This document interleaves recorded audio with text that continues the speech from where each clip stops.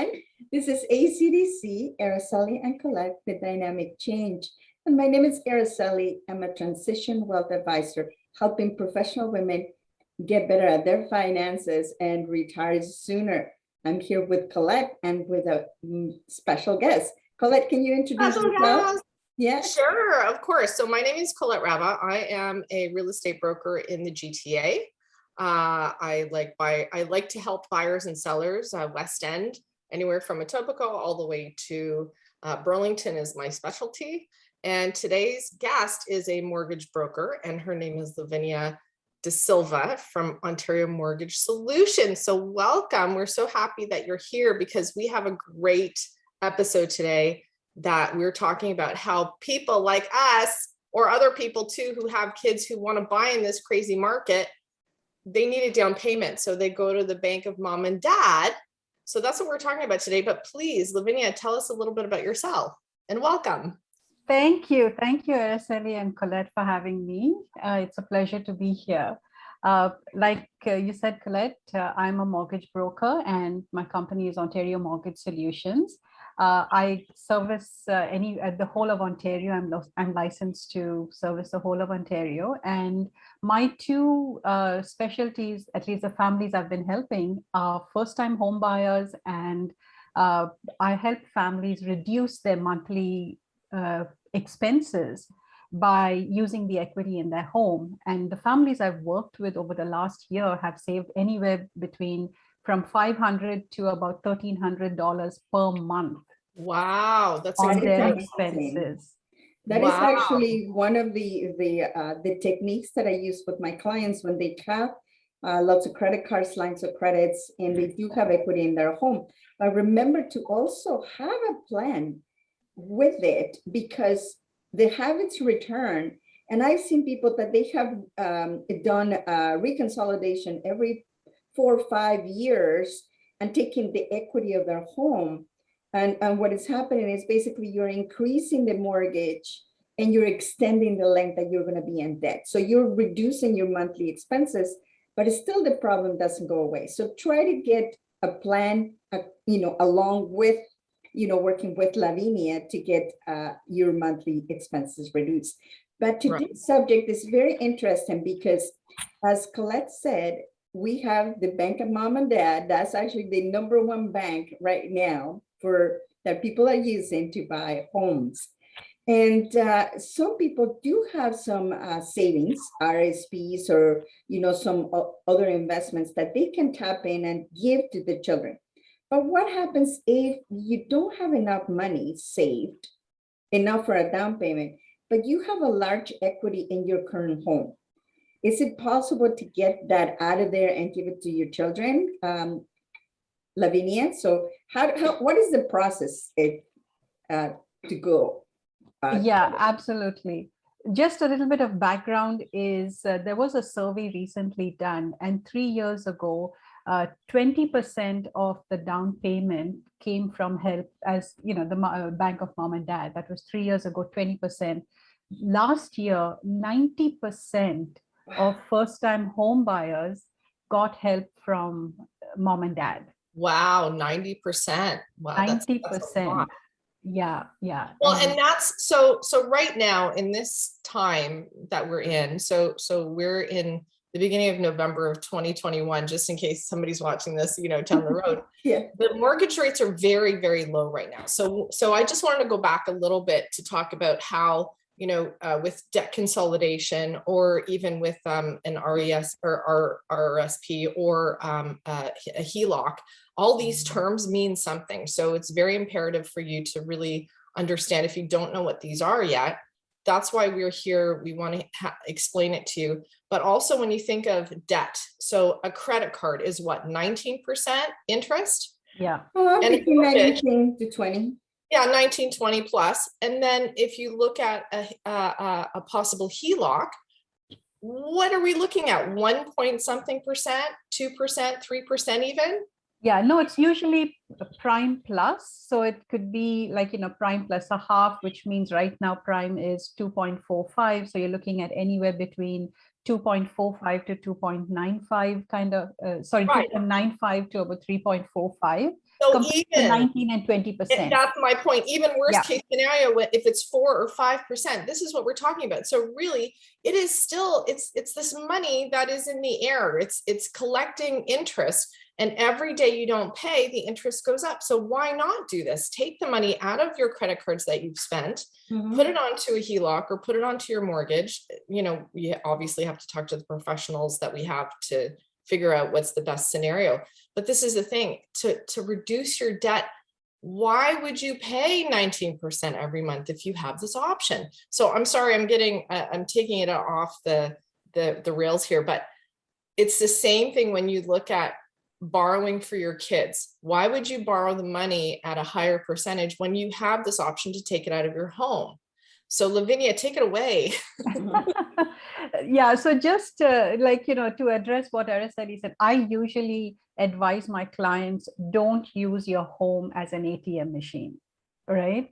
Be very, very strategic, very careful, because I mean, it is our home, right? And as Araceli said, because when we extend the life of our mortgage, we are ultimately paying, the interest for those extra years and stuff. So when I speak with a client and I look at all the options, or at least I go over all the different options and the pros and the cons of both, right?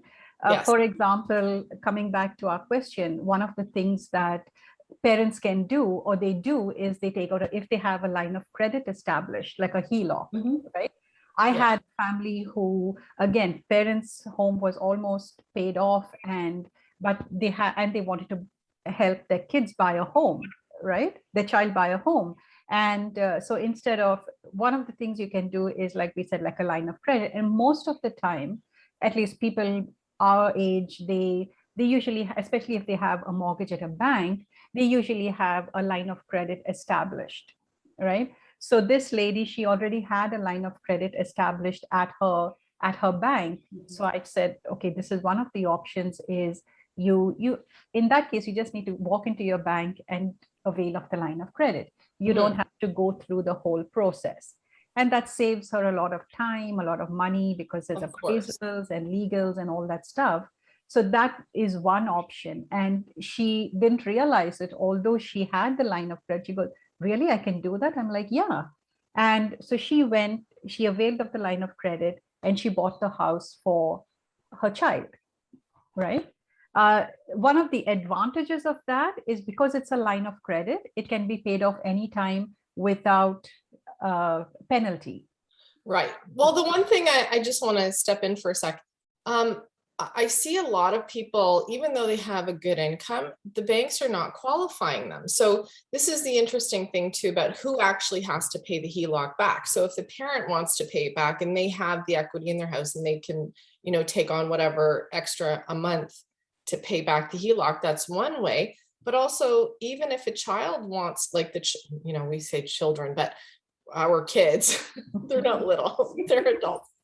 So when they want to pay it back, they can contribute back, they're paying their mortgage portion, but also they're giving the parent back a portion or all of it back to the HELOC to pay the HELOC back. So you're right, like it's never a set rule for anybody. So everybody has their guidelines of, this is me, and it's very specialty and it's very custom to them. So that's one thing. And the other thing I just wanted to say too is, when we say line of credit and HELOC, HELOC stands for home equity line of credit. So just so everybody knows what we're talking about, it's one and the same. Yeah, because there are two types of line of credit. One is a personal line of credit, and we call them unsecured line of credit. And the other one is a secured line of credit, which is secured against the home, because the home is used as a collateral. And that's the HELOC. That's a home equity line of credit, because you're tapping into the equity of your home. Yes. One thing about, when parents help their kids, it is a gift to the kids. And so it's the parents that need to pay back the HELOC or whatever the line of credit is, because technically it is, if it is considered a gift to the children, it's not repayable. at least the children do not have the commitment to repay it to the parent because it's a gift from the parent to the child. Of course, and that's something personal. But if the child wants to pay back, just, money is money. So it doesn't go into the bank, it goes to the parent, and then the parent can pay it back. So it depends on the offer, I guess, right? Of course, So- it depends on what kind of arrangement you're making with your kids, Yes. right? And also where they are. So I have a couple questions here.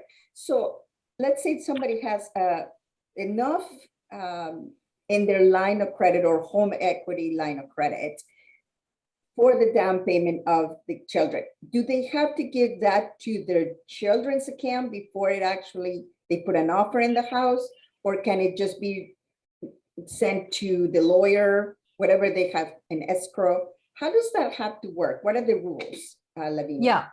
Yeah. So the lender, whether it's a bank or a non-bank lender, they would require the funds to be in the children's account prior to closing, not before they buy the house, but before the home closes. Is there a time period that they have to have it in their account? Usually they say at least 10 days. Okay. And the child needs to provide proof that the funds are are deposited in their account. Okay. Yeah. And normally when the child is, because for a down payment, banks usually ask for 3 months bank statements, or lenders normally ask for a 90-day bank statements. And so when they see that, they look for unusual deposits and those type of things. That's the main thing that they look for. And this is mainly because of the anti-money laundering rules and stuff like that, just to make sure things are in order. And so when because usually when we submit the application, when we speak with the children, for example, because they are on the application, one of the things we cover is the source of the down payment. Where is the down payment coming from? Mhm. And so when they tell us that, okay, part of the down payment is coming from my parents are helping us. So we'll say, okay, that's great. And then I go over what they would require. Like, for example, the parents would just need to sign a gift letter provided by the lender. And then they would need to make sure that the funds are transferred to the children's account at least 5 to 10 days prior to closing, because the lender will require proof of the funds are deposited. Mhm. I get a question sometimes too. Yeah. What's your question? Some of the questions or a question I get is, do the parents have to go on title? Because this is a purchase, by the kid, the children are buying it. But then if you have the parent gifting X number of dollars, Mhm.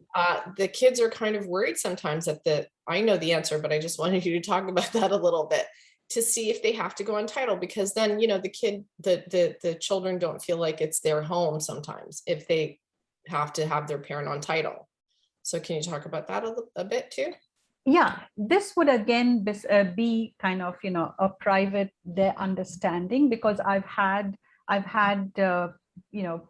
parents where the parent is like, for example, the child is unmarried, right? And what happens if the child gets married and then that becomes a matrimonial home? And then what happens? Like, God forbid, if there's a split, then what happens, right? But the child already owned the home prior to the marriage, but because it's a matrimonial home, other legalities are involved, right? So in that case, sometimes there's an understanding between the parent and the child saying that, okay, I'll come on title as 1% owner, just to make sure that, you are protected, but they don't have to. When the parent gives the gift to the child, it's considered a gift, right? And so the parent usually does not have any, the parents that I've dealt with, they just give the children the money and they say, okay, you know what, this is our gift for you. Right. And they don't come on title or anything like that. So But in a scenario where the kids can't qualify for the mortgage Yes. fully. That was That's my next when- question, yeah, because yes. do What are they the have options? to actually qualify?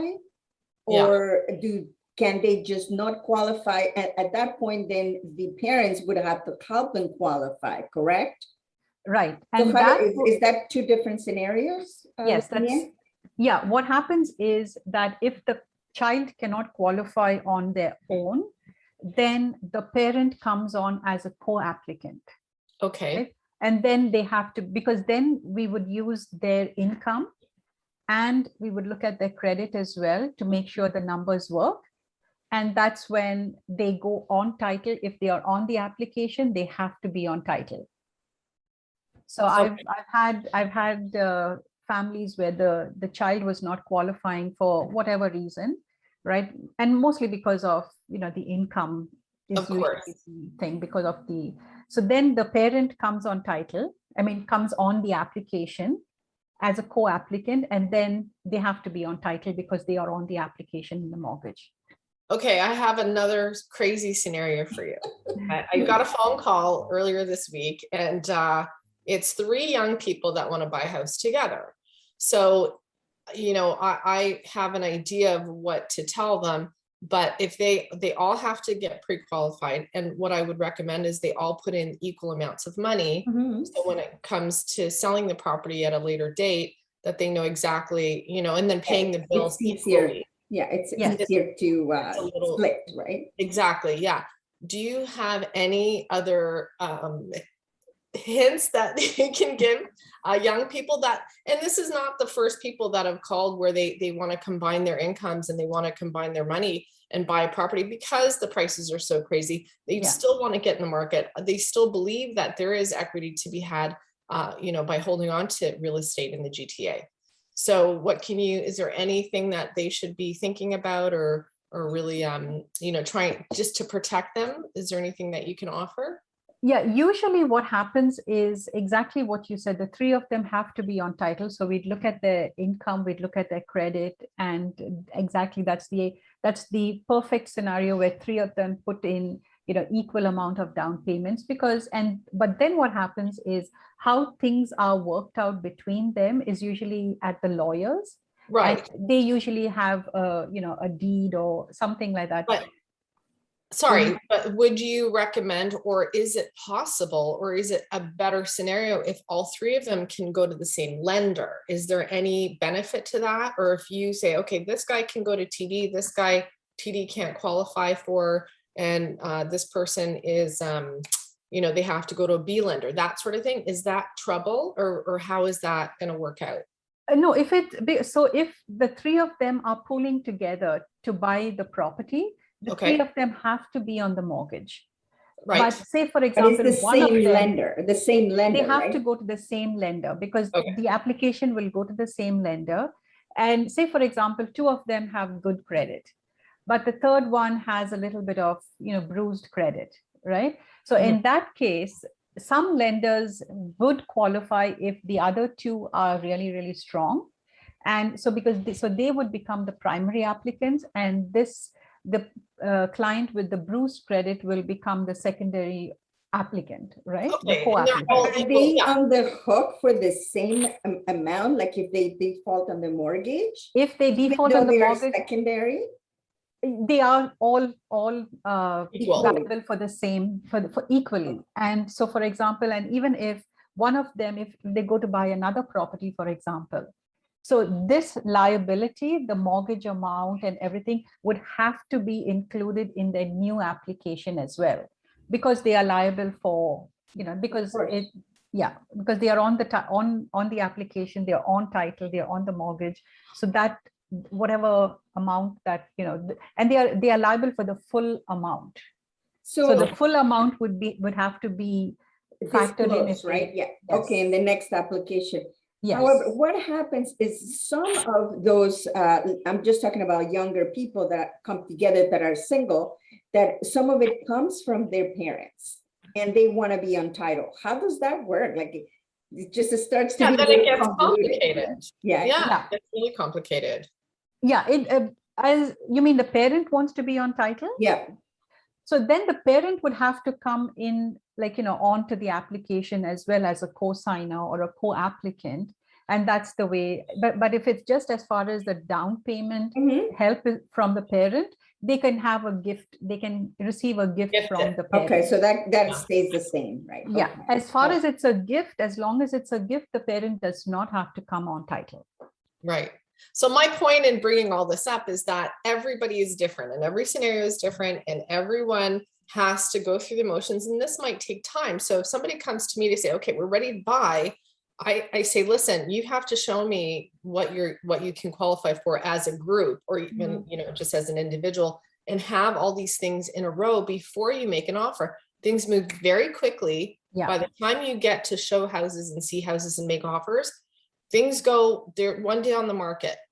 So, to do all this pre-work before you even go out, this is what I have to tell my clients to say, look, you're brand new at this. Yes. I have to warn you, it gets emotional. It goes very quickly. Please talk to Lavinia. Please talk to Araceli to make a plan first because this is your first toe in the water in real estate. And I want everything to go smoothly and wonderfully when it comes time to actually purchasing. If you hold everything up, that seller is going to walk away. It's going to happen too quickly and you're going to miss out. So FOMO, fear of missing out, do your work first. Absolutely, because I'll tell you, many examples. I had this one client and it was not their first home. They had a previous home which they had sold and they were in the market looking for another property. And within, I think, about a span of a week, and this happened last year, they saw around 25 houses.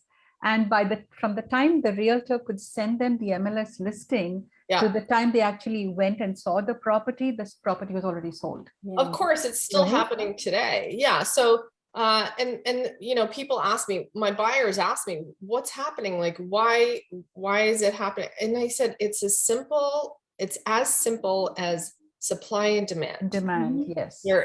Because the mortgage rates are still very good. There is hardly anybody selling because it's COVID and they want to, hunker down and not sell if they don't have to. Life is the way it is. It's very difficult buying during COVID. So, these little things where people are like, if I don't have to move, I'm not moving.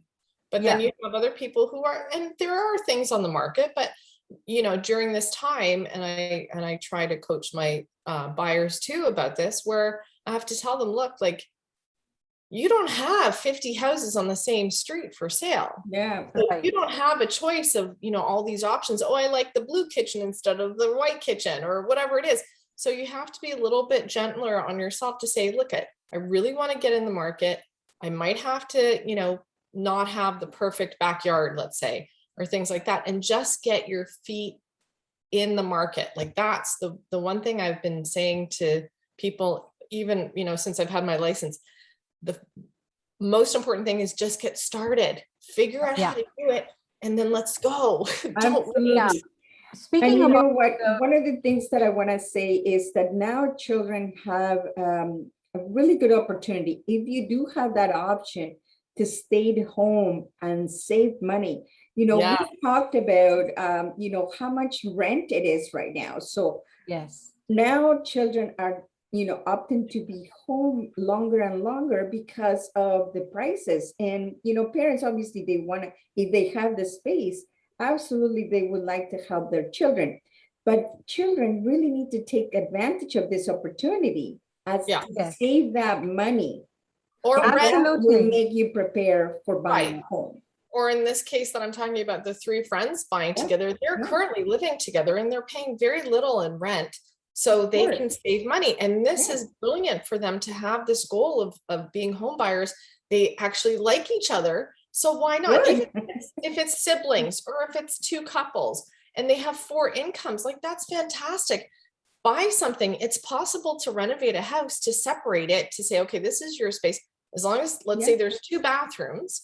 I think it's lovely to have that option to say, okay, look we have our different schedules. We'll hardly see each other. We have our bedrooms with Wi-Fi now, with, the way technology is these days. You can absolutely split a house up between 2 or 3 people and have your own separate space and not feel like I'm still in my mom's house. Yeah. Kind of feel, right? Well, the most important thing is you're starting to to get equity in your name. Like Absolutely. the And that's market is going up credit. and you have something in your name.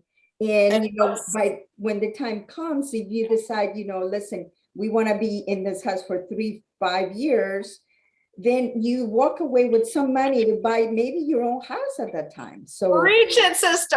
That's exactly it. That's what it is. So, and to use that even to say, okay, look at, now we have this house, even if the kids, you know, pay it off really quickly, let's say they, you know, use their anniversaries to pay this house off and they build equity in that house. And then they decide to buy an income property and use that as collateral. Oh my goodness. How fantastic. So, you know, I get goosebumps. I get so excited when people, Yeah. young people have this excitement in their eyes to say it's possible. Actually, I do have a client who did exactly that, because she was living in her parents' house. She bought a condo which she rented, like I think it was 3 or 4 years ago. Now, because she obviously, you know, built equity, equity, and so she took that equity and is buying a, you know, a place where she and her husband would live in. I have another client who, you know, they both were living in their parents' home for around, I think about around 2 years. And because the parents were like, you know, it was just them and the parents, right? Sure. Yeah. And so they lived with the parents for around 2 years. Sure. They, you know, saved up money, and then they went and bought their own house. I think it was a couple of months ago. You know, brilliant. So a lot of, you have very smart clients. That's amazing. That's very good. Everybody should learn because we like, you know, I keep coaching them, like in the sense that especially when I, you know, when I receive a call and in my initial consultation. So for me, like, you know, I believe that a mortgage transaction is more than a financial transaction, right? Because it's the home, it's a family's future that's involved. So I get to know the family. I get to know I try to find out what their dreams are, what their goals are, and then work towards that. So some of my clients I've been working with for over, like, even about 1.5 to 2 years, like, as you said, Colette, just when they're even starting or beginning to think of the process. Exactly. Right? I have a call actually this evening with a girl who, she says, I'm thinking of buying and I want to see what the process is. Yes, right? That's the perfect time. If you can plan yourself out a year or two in advance to say, so these people that came to me earlier this week, they think they want to buy like before the year is up. And I'm like, okay. Really, I hope you have your ducks in a row. So you might be getting a client, Lavinia.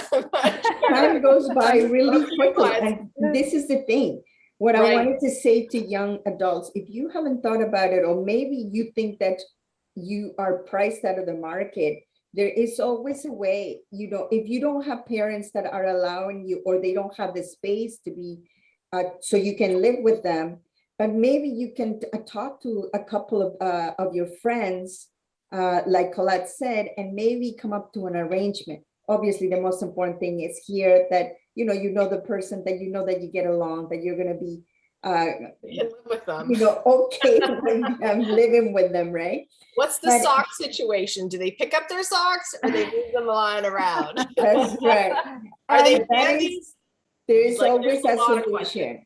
But the most important thing I think that we're going through right now, because there's a lot of changes in the economy, is that people are becoming more aware of their own planning. And remember, because we don't have jobs now, there's very few of them that you work there for 30 years and then you get a pension. Those jobs are no longer there. And now we are responsible for our own retirement. So start thinking about it as soon as you can, because time goes by so quickly. You know what? In my heart, I still feel 25, and you know, it's like, where did the time go? Right? I know. And one more thing to add is, like, you know, what I speak with a lot of clients is, even if you're not ready now, right? As you had said, Colette, even a year ahead. So, and one of the things that we look at is the credit, right? The credit report, because I had a client who came to me and she goes, oh my gosh, my credit, I'm really nervous. I don't know what it is. And so a lot of the times, actually, they are pleasantly surprised, because the credit is not as bad as they think it is, right? Right. But a lot of the times there have also been situations where things that, for example, I had a client, we were going over her credit report and there was a car loan that was outstanding, right? And it was like, it was a substantial amount and that was affecting the numbers. And I'm like, what about this? What is this credit card? I mean, sorry, this car loan. She goes, oh, that shouldn't be there. I paid that off 2 years ago. Wow. Okay? Oh, and But then it's a phone call. Exactly. Sometimes Yes. Yes, and it the just lenders takes time. don't report, right? Yeah, and exactly, the vendors don't report. And so the thing is, so it takes time. Then you have to go back, you have to get that corrected and all that stuff. So the earlier you start, the better, even if you think you're not ready, if you're thinking of, so what I usually tell my clients is, let's do the preliminary work, right? Make sure that the credit, everything is on point on your credit report. And funny enough, I had a client who was, I think she was in her mid-20s and she didn't have a credit card. So really it took her, I said, get a credit card right away before we even start buying. So to build and pay it off, even if you just, buy a coffee every day or every couple of days and you pay it off every month, this will build your credit. So things like that, small things that young people think, oh my gosh, I'll never need a credit card. I'll never use one, but it actually helps you. So it doesn't say that you have to spend like crazy or you think that this is free money. But if you do it wisely and you build your credit for the greater good of the future for you buying, these are things that Araceli and Lavinia will tell you too, before you even look for a house. So these are small things that you can do to build your credit. And like Lavinia was saying, clear up whatever nonsense is there. So check your credit. What do you do every 6 months or every year? Usually they say at least 3 to 4 months, and Equifax, you can check your credit for free. Yes. So, and you don't, as you know, it will not affect your credit score if you check it for yourself. Yeah. So that is an excellent way. And actually I advise my kids as well, go maybe every 3 months just to make sure, right? And the other thing also is, one of the things when I do refinances, my clients say, oh my gosh, you know what? I just want to get rid of this credit card. I don't want to keep it anymore. I'm like, no, because length of the credit is also impacts your credit score. So as you exactly said, that keep that credit, pay off the credit card, use it for minimum expenses like gas, even groceries, things that you buy anyway. But don't close that, because then that will affect the length of your credit. Right. And that accounts for your credit, and that could adversely affect your credit score. Actually. Yes. Absolutely. Well, this is fantastic, Lavinia. Thank you very much for sharing this with us. And, for everybody that is thinking about doing this and getting some money from your equity, sit in with me and let's work out the numbers. And then you can go with Lavinia and find out what is the exact process to get qualified, because the sooner you get started, the better, especially if you have to look at some credit or maybe build credit for your children if they don't have it yet. So all of those little things, the little details about it. But thank you, Lavinia. If you have any more questions about any how to qualify or anything, all the information for Lavinia is below, and then you can just contact her directly. I hope that you can get this working for you. Thank you, Lavinia, for coming to speak to us about this. Thank you so much. And thanks everybody for joining us. Thank you, Colette. We'll see you soon. We'll see you next week. See you next week. Have a great week. Bye. Bye.